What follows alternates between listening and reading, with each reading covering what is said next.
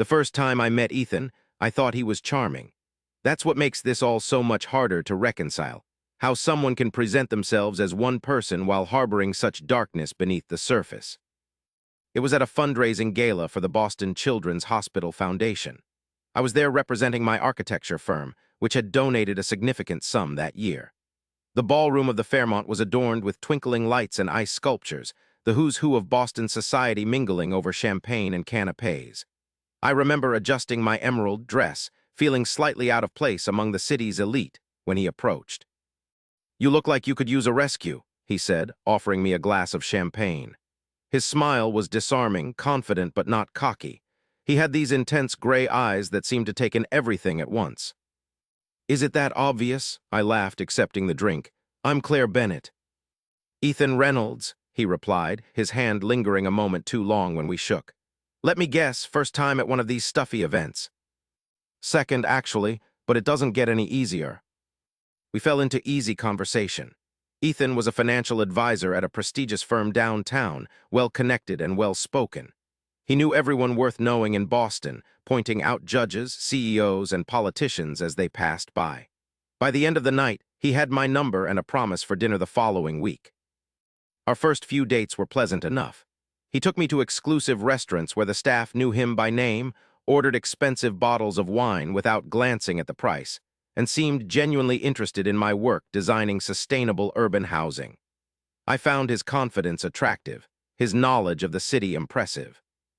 But looking back, there were warning signs from the beginning.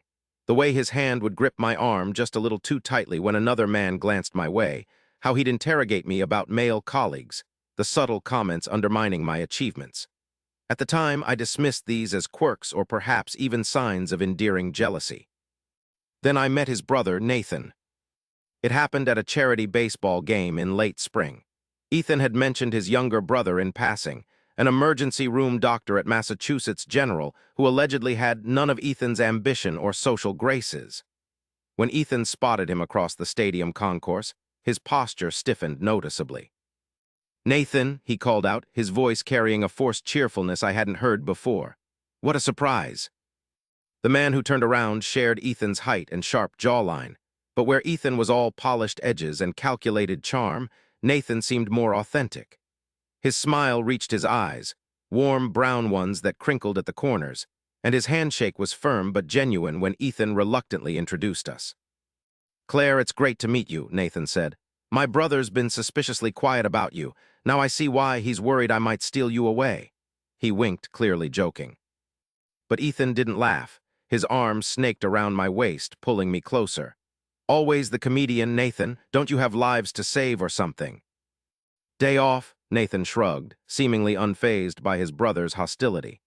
"Actually, I'm here with some colleagues from pediatrics. You two should join us. We've got great seats." Before Ethan could decline, I accepted. That afternoon marked a subtle shift in my perception of both brothers. While Ethan grew increasingly sullen and checked his phone throughout the game, Nathan was engaging, asking thoughtful questions about my architectural projects, and telling hilarious stories about growing up with his always serious big brother. "He was born 40 years old," Nathan laughed, dodging the peanut Ethan threw at him. While other kids were collecting baseball cards, Ethan was reading the Wall Street Journal. I found myself laughing more than I had in weeks. When Nathan excused himself to get more drinks, Ethan turned to me with an expression I couldn't quite read. "You seem to be enjoying my brother's company," he said, his tone deceptively light. "He's funny," I replied, still smiling. "You never told me how different you two are." "Different is one way of putting it. I prefer to think of it as one of us grew up and one didn't." His jaw was clenched, though he attempted a smile. That night, Ethan was particularly possessive, his hands constantly finding reasons to touch me, his conversation peppered with comments about our future together, despite us having dated only a few months. When he dropped me off at my Beacon Hill apartment, he kissed me with an intensity that felt more like a claim than affection. "I'm falling for you, Claire," he whispered against my lips. "I think you could be the one." The declaration left me uneasy. It seemed premature, especially given the growing list of concerning behaviors I'd begun to notice. His tendency to check my phone when I wasn't looking, his questions about my whereabouts, his subtle isolation techniques that had already cost me a few friendships. I began finding reasons to cancel our dates. Work deadlines, family obligations, anything to create some distance while I sorted through my conflicted feelings. Ethan didn't take it well. Flowers appeared at my office with cards pleading for another chance. Late-night calls where he sounded increasingly desperate. Then came the night he showed up at my apartment unannounced, clearly drunk. "You're avoiding me," he slurred, pushing past me into my living room. "Is it because of Nathan? Did he say something about me?" "Ethan, this has nothing to do with your brother," I said, keeping my distance. "I just need some space. We're moving too fast." "Too fast?" He laughed, but there was no humor in it. "We're perfect together, Claire. Everyone says so. My colleagues, my friends, they all think you're the best thing that's ever happened to me." His voice broke. "Don't throw this away, please." Seeing him vulnerable momentarily softened my resolve. "I'm not throwing anything away. I just need to slow down." He stayed on my couch that night, too intoxicated to drive home. In the morning, he was apologetic, embarrassed, the charming man I'd first met at the gala. He promised to respect my boundaries, to give me all the time I needed. For a few weeks, he kept that promise. Our interactions were less frequent, less intense. I started to think maybe I'd overreacted, that perhaps with clearer boundaries, we could salvage something. Then came the medical conference in Chicago.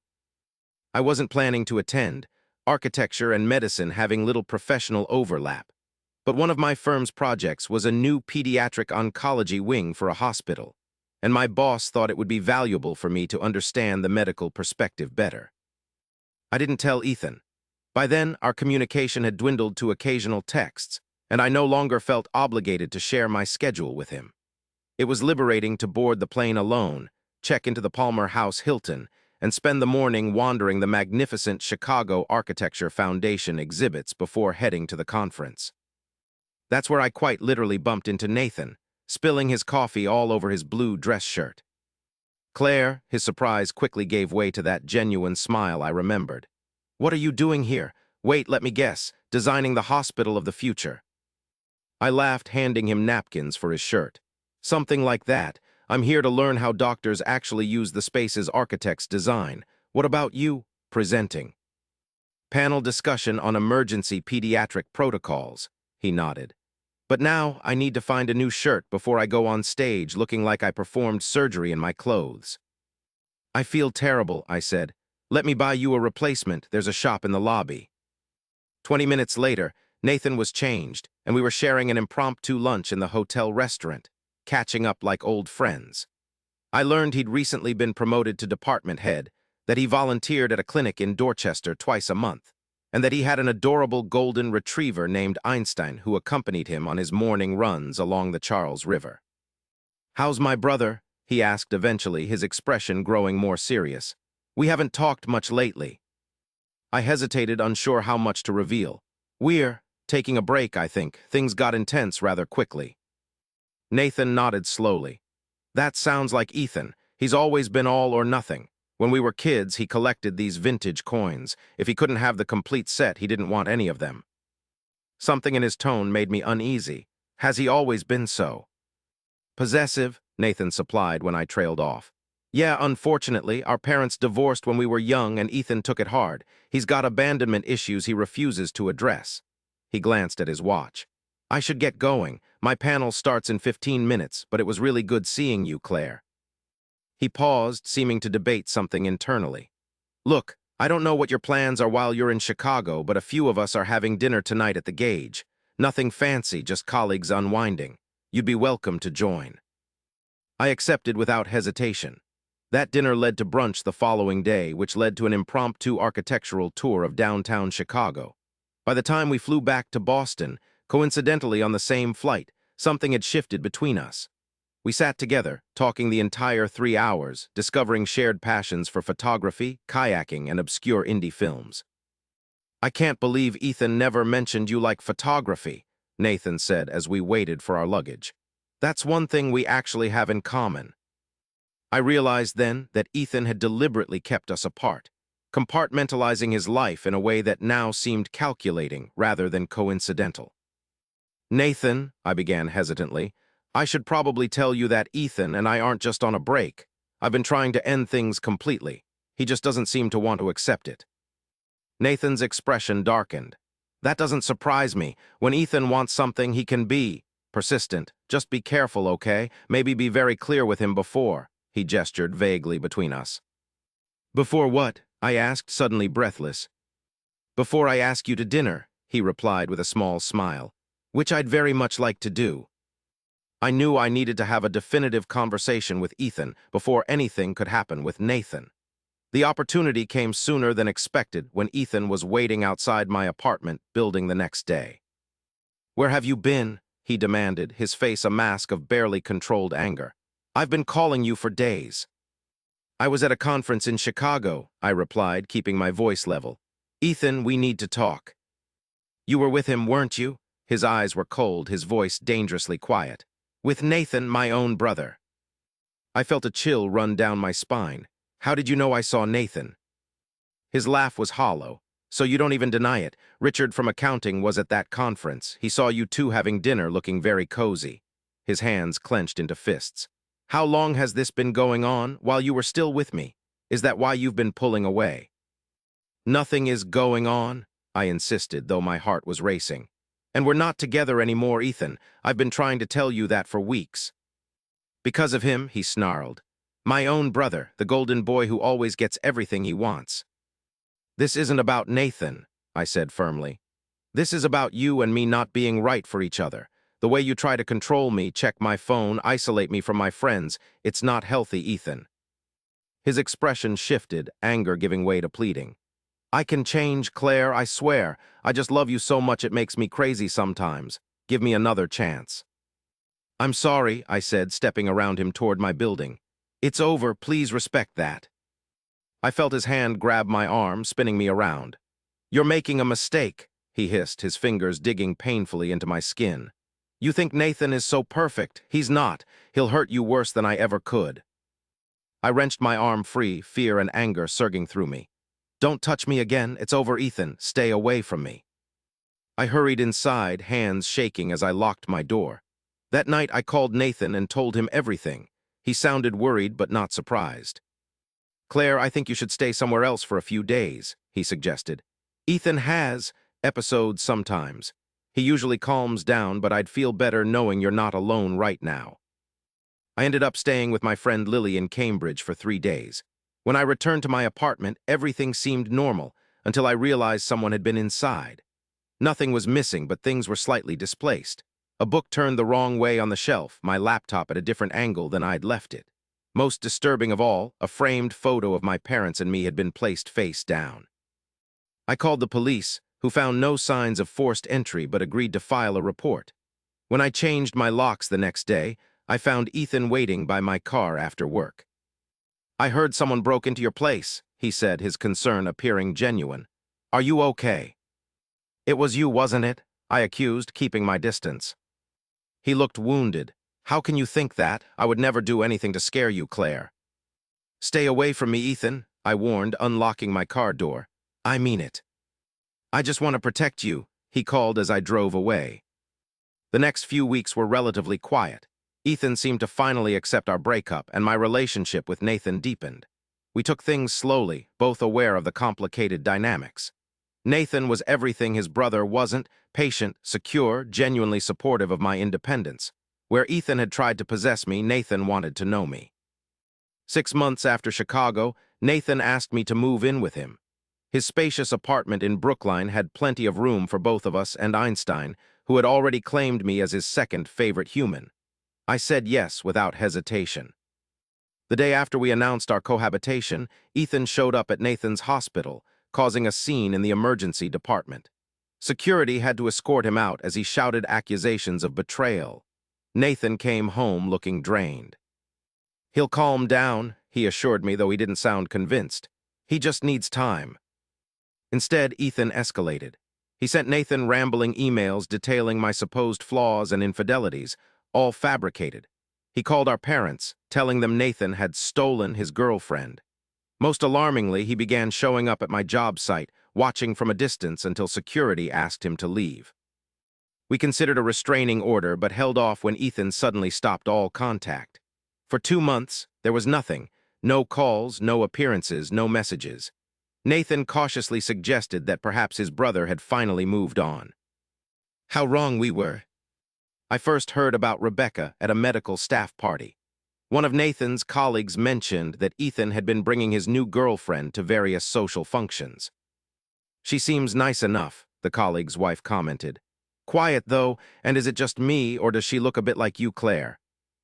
Nathan and I exchanged concerned glances, but chose to see it as a positive sign that Ethan was redirecting his obsession. Until the wedding invitation arrived. Ethan Reynolds and Rebecca Winters cordially invited us to celebrate their union just 3 months after they'd apparently met.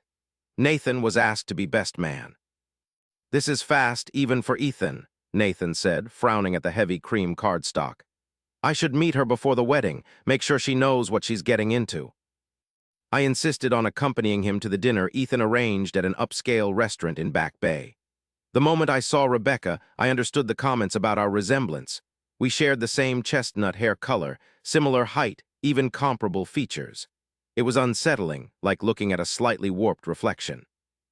Ethan was the perfect host, charming, attentive, not a hint of the rage and obsession I'd witnessed.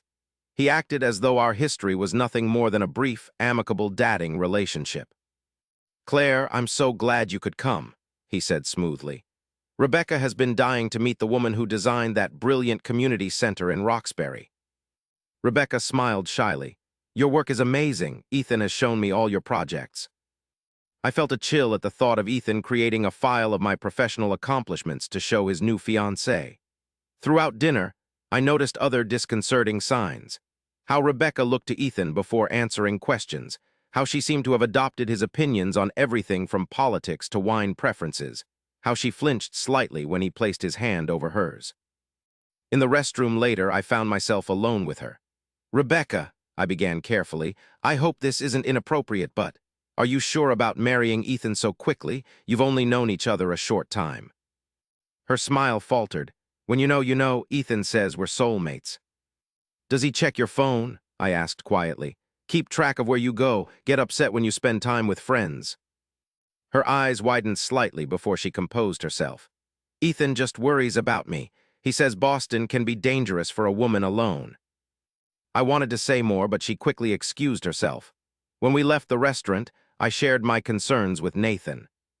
She's already under his control, I said. She reminds me of myself in the early days, making excuses for his behavior. We have to do something. Nathan sighed. I'll try talking to her alone, but ultimately it's her decision, Claire. Despite our misgivings, the wedding proceeded 2 months later. I declined to attend, unwilling to watch what felt like a tragedy unfolding. Nathan went as promised, returning with troubling observations about his brother's controlling behavior even during the ceremony and reception. A year passed. Nathan and I got engaged, planning a small ceremony for the following spring.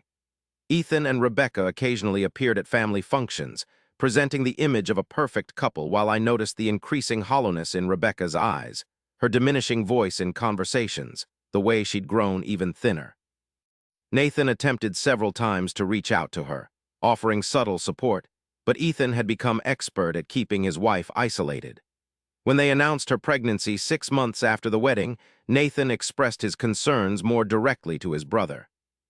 You need help, Ethan, he said during a tense lunch meeting. The way you're controlling Rebecca isn't healthy for her or for your child. Ethan's response was chilling. Mind your own perfect little life, Nathan. Not everyone can be the family hero like you. The following week, Nathan received a job offer from Johns Hopkins in Baltimore, a prestigious position he hadn't applied for. The timing was suspicious, especially when we discovered that one of Ethan's clients sat on the hospital board. It seemed Ethan was trying to remove Nathan from Boston and from Rebecca's potential support system. Nathan declined the offer, and we accelerated our wedding plans, marrying in a private ceremony with just our closest friends and immediate family. Ethan declined to attend, claiming Rebecca wasn't feeling well due to the pregnancy. 3 months later, they welcomed a daughter, Sophia. The next 2 years established a fragile equilibrium. Nathan and I had minimal contact with Ethan, seeing him and Rebecca primarily at Reynolds' family holidays. Rebecca became even more withdrawn after Sophia's birth, often canceling plans at the last minute with vague excuses about the baby not feeling well. Then came my 32nd birthday. Nathan had planned a weekend trip to coastal Maine, leaving early Friday morning for the 3-hour drive to a secluded cottage he'd rented. I was to follow that evening after finishing a critical client presentation. The morning of my birthday, a delivery arrived at our apartment, an exquisite box from Lagery, the famous Parisian patisserie that had recently opened a Boston location. Inside was a stunning raspberry charlotte cake, my favorite dessert. The card read simply, "Sweet memories for your special day, E." I stared at the elegant cursive, a sick feeling forming in my stomach. Why would Ethan send me a birthday cake after years of strained silence? I called Nathan, who answered from the road. "That's odd," he said, sounding concerned. "Maybe it's some kind of peace offering. Rebecca might have encouraged him to reach out." "Maybe," I replied, unconvinced. "I think I'll throw it away to be safe." "Probably wise," Nathan agreed. "I should be at the cottage in about an hour. I'll call you when I arrive." I placed the beautiful cake on the counter, disturbed by its presence yet reluctant to immediately discard something so meticulously crafted. I was debating what to do when my doorbell rang. Rebecca stood in the hallway, looking exhausted but somehow more present than I'd seen her in years. She held Sophia, now a beautiful toddler with Ethan's gray eyes. "I'm sorry to drop by unannounced," she said hesitantly. "But Ethan's on a business trip and I needed to talk to someone who might understand." I invited her in, surprised and concerned by her unexpected visit. Sophia squirmed to be put down, and Rebecca placed her on the floor with a few toys from her diaper bag. "You're packed," she observed, nodding my weekend bag by the door. "Are you going somewhere?" "Nathan planned a birthday getaway," I explained. "I'm joining him tonight after work." "It's your birthday," her face fell. "I'm so sorry, I didn't know. I shouldn't have intruded." "It's fine, really," I assured her. "Would you like some tea or cake? Someone just delivered this, actually." I gestured to the Lagery box. Rebecca's eyes lit up. "Is that from the new French place? I've been dying to try it, but Ethan says sweets are off limits while I'm trying to lose the baby weight." She rolled her eyes, a small act of rebellion that surprised me.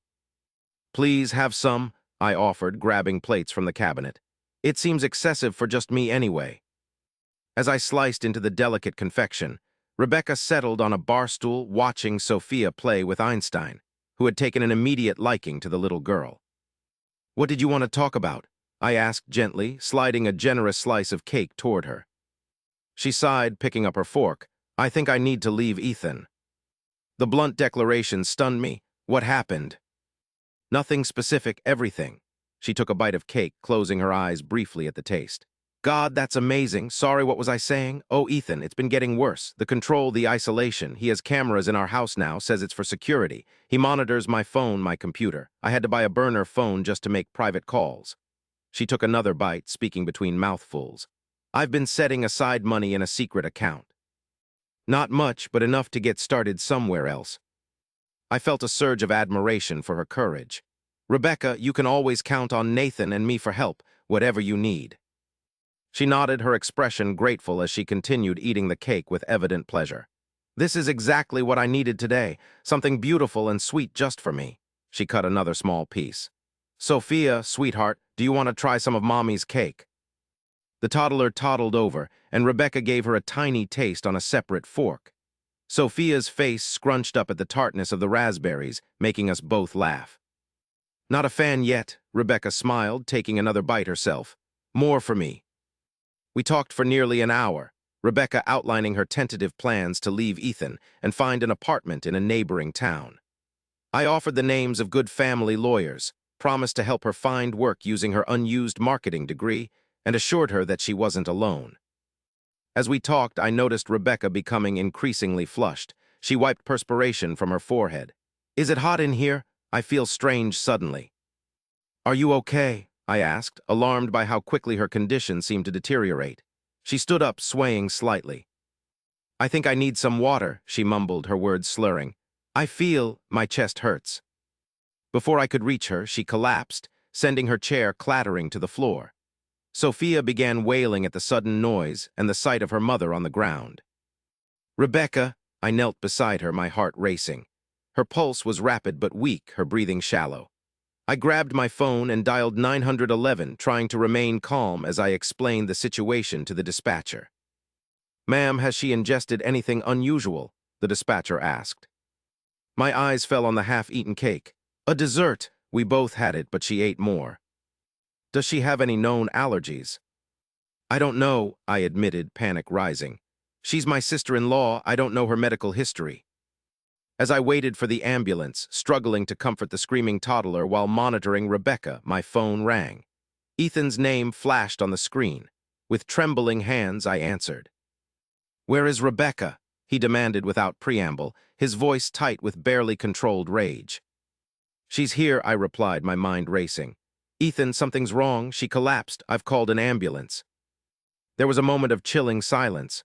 "What did she eat?" he asked finally, his voice oddly flat. The question sent ice through my veins. "The cake," I whispered. "The cake you sent me." Another pause. "That cake wasn't for her," he said, his voice now shaking. "It was for you, only you. Why did you give it to her?" The implication hit me like a physical blow. "Ethan, what did you do? What was in that cake?" "Oleander," he replied, sounding suddenly distant. "From the shrubs behind our house. It was supposed to be poetic, the poisonous plant disguised by beauty, just like you." Horror washed over me as I processed his confession. "You tried to kill me." "You ruined everything," he hissed. "You turned Nathan against me, took my place in the family. Even Rebecca talks about you constantly, how accomplished and independent you are." His voice broke. "It was supposed to be simple. You eat the cake, feel ill, go to bed thinking it's food poisoning. By morning, cardiac arrest. A tragedy, but these things happen." I could hear sirens approaching outside. "Ethan, your wife is dying on my floor. Your daughter is screaming for her mother. Do you understand what you've done?" "How much did she eat?" he asked, panic finally breaking through his detached tone. "Almost 2 slices," I replied, watching Rebecca's increasingly labored breathing. "Ethan, I have to go. The paramedics are here." "Tell them it's oleander poisoning," he said urgently. "They need to know to treat it properly. Claire, I hung up as emergency responders pounded on my door. The next hours passed in a blur of sirens, hospital corridors, and police questions. I called Nathan, who immediately turned around and raced to Massachusetts General Hospital, where Rebecca had been admitted to the ICU in critical condition. The police took my statement, confiscated the remains of the cake, and asked for the card that had accompanied it. When I mentioned the phone call from Ethan and his confession, their expressions hardened. "We'll need exact details of that conversation," the detective said grimly. "If what you're saying is accurate, this is attempted murder." I sat in the hospital waiting room with Sophia asleep in my arms, my mind replaying Ethan's words. "That cake wasn't for her. It was for you." The calculated malice required to send a poisoned birthday gift, a favorite dessert that would have seemed so thoughtful, chilled me to my core. Nathan arrived, white-faced and shaking. "How is she?" he asked, taking his niece from my arms. "Critical but stable," I replied, exhaustion washing over me. "They're pumping her stomach, giving activated charcoal, monitoring her heart. The doctor said early intervention is key with oleander poisoning." "And Ethan?" he asked, his voice hard. "The police are looking for him. He's not at home or his office." Nathan nodded grimly. "He'll run. He always ran from consequences, even as a kid." But Ethan didn't run far. Police apprehended him at Logan Airport, attempting to board a flight to Zurich. He was brought to the hospital in handcuffs for questioning, where Nathan had to be physically restrained from attacking him in the corridor. "You tried to kill my wife," Nathan shouted, struggling against the security guards. "Your own wife is fighting for her life because of you." Ethan's face was ashen, his earlier calculated demeanor replaced by genuine panic. "It was a mistake," he pleaded. "I never meant for Rebecca to be hurt. I love my wife." "You poisoned a cake," I said, finding my voice. "You deliberately tried to murder me on my birthday. What kind of love drives someone to that?" His eyes locked with mine, a disturbing mixture of hatred and obsession swirling in their depths. "You should have been mine," he whispered. "Everything would have been different if you'd chosen me." The police led him away to formal booking and arraignment. The charges were severe: attempted murder, assault with intent to kill, poisoning, and endangering a child. His legal team quickly began constructing a mental illness defense, claiming Ethan had suffered a psychotic break. Rebecca remained in intensive care for a week. The oleander had severely damaged her heart, and doctors warned she might need a pacemaker eventually. When she was finally conscious and stable enough for visitors beyond immediate family, I entered her room with trepidation. She looked so small in the hospital bed, connected to monitors and IV lines. Her eyes, when they found mine, were clear but filled with a profound sadness. "You saved my life," she said weakly. "The doctors said if you hadn't called the ambulance so quickly." I took her hand, careful of the IV. "I'm so sorry this happened to you, Rebecca. The cake was meant for me. Ethan sent it too." "I know," she interrupted. "The police told me everything." Tears filled her eyes. "All those years I knew something was wrong with him, with us, but I never imagined." She trailed off, looking away. "How do you tell your daughter that her father tried to kill her mother's friend and accidentally poisoned her instead?" "You don't," I said firmly. "Not now, maybe not ever. Sophia deserves to be protected from this." Rebecca nodded, squeezing my hand. "They say Ethan might serve 20 years. By then, she'll be in college." A bitter laugh escaped her. "I used to pray for a way out of the marriage. I never expected this." "What will you do now?" I asked gently. "Start over," she replied, determination flickering beneath her exhaustion. "Sell the house, move closer to my sister in Portland, use my degree for something other than planning Ethan's perfect dinner parties." She paused. "You know, in some twisted way, this might be the first real freedom I've had in years." In the months that followed, Boston's social circles buzzed with the scandal. The Reynolds family closed ranks, supporting Rebecca and Sophia while distancing themselves from Ethan. His financial firm disavowed him. Former friends claimed they'd always found him a bit intense. And the media had a field day with the salacious details of the poisoned birthday cake. Ethan's trial was brief but sensational. His attorneys pushed hard on the mental illness angle, bringing in psychiatrists who testified about narcissistic personality disorder and delusional jealousy. The prosecution countered with evidence of premeditation, his research on oleander poisoning, carefully deleted but recovered from his computer, the specialty cake ordered weeks in advance, the typed card to avoid handwriting identification. In the end, the jury took just 4 hours to find him guilty on all counts. The judge sentenced him to 18 years without possibility of parole, citing the calculated nature of the crime and the collateral damage to his own family. I attended every day of the trial, partly to support Rebecca and partly to look Ethan in the eye to make him face what he'd done. On the final day, as he was led away in handcuffs, he turned toward me. "I still love you," he mouthed, his eyes burning with that same disturbing intensity I'd first mistaken for passion. Nathan's arm tightened around my shoulders as he guided me from the courtroom. "It's over," he assured me. "He can't hurt anyone anymore." But I wasn't so sure. The coldness in Ethan's eyes suggested not defeat but postponement, as if 18 years was merely an inconvenience in his twisted narrative of us. Today marks 3 years since that birthday cake arrived at my door. Rebecca and Sophia are thriving in Portland, where Rebecca has built a successful marketing consultancy. Her health has stabilized, though she still requires medication for her damaged heart. Sophia, now 5, is a bright, happy child who video chats with her Uncle Nathan and Aunt Claire every Sunday. She doesn't ask about her father anymore. Nathan and I have relocated to Baltimore, accepting that position at Johns Hopkins that once seemed like Ethan's manipulation, but now offers necessary distance. We're expecting our first child in the spring, a daughter we've decided to name Hope, because despite everything, that's what we've managed to salvage.